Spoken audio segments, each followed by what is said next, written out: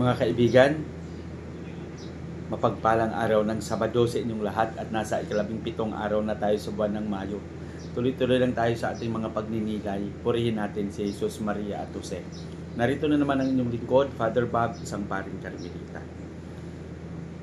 Ang ating pagninilay sa araw na ito, nasa ika-17 araw na tayo sa buwan ng Mayo, 2025, ay ibabahagi sa atin ni San Juan, Kapitulo 14, versikulo 7 hanggang 14. Sinabi ni Jesus dito, pag humingi ka sa aking pangalan, ito ay ibibigay ko.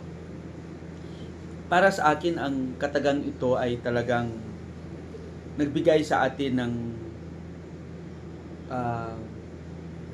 lakas at assurance, no? Na anuman ang mangyari sa atin ay hindi tayo iiwan ng Panginoon.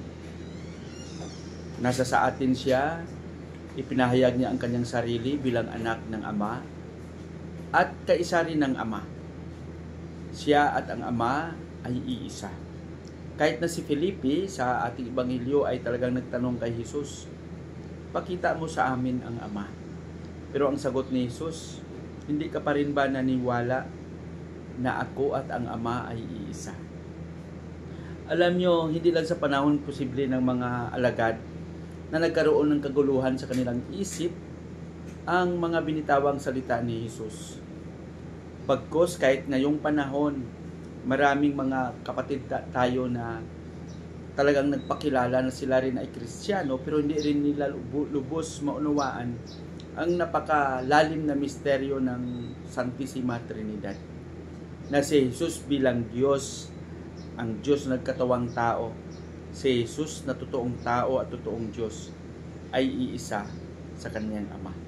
Hindi ito nagpapahiwatig na ang Diyos ay tatlo, Ama, Anak at Espiritu, bagkus ang tatlong personang ito ay iisa lang, ang Diyos mismo. Paano natin ito maunawaan? Maunawaan natin ito hindi lang gamit ang intelektual na pag-aaral o masigasig na pag-aaral, kundi dito mismo sa ating pang-araw-araw na karanasan. Yung ating patuloy na pakikipag-ugnayan sa ating kapwa, yung ating patuloy na pagpapahayag at pagtanggap ng mabuting balita, kung paano natin ito maisabuhay, paano natin ito maipahayag ng buong katapatan. Naway sa ating patuloy na pagsisikap na madarama ang buhay na presensya ng Diyos, ay madarama rin natin ang buhay na presensya ng banal na Santatlo, ang Ama, Anak at ang Espiritu. Tayo mismo ay makapagpapatunay sa ating mga karanasan na uunga si Jesus at ang Ama ay iisa. Sana sa ating patuloy na maging mabuti, sa pagsisikap na maging mabunga ang lahat ng mga ginawa natin, madarama natin at tayo mismo ang magpapatotoo na uunga si Jesus at ang Ama ay isa. Pagpalain nawa tayo ng Panginoon sa ating panalangin sa ngalan ng Ama, Anak at ng Espiritu Santo. Amen. Panginoong Hesus, maraming salamat sa iyong pagmamahal. Ipinadama mo sa amin sa mga paraan na hindi namin maunawaan ang iyong presensya.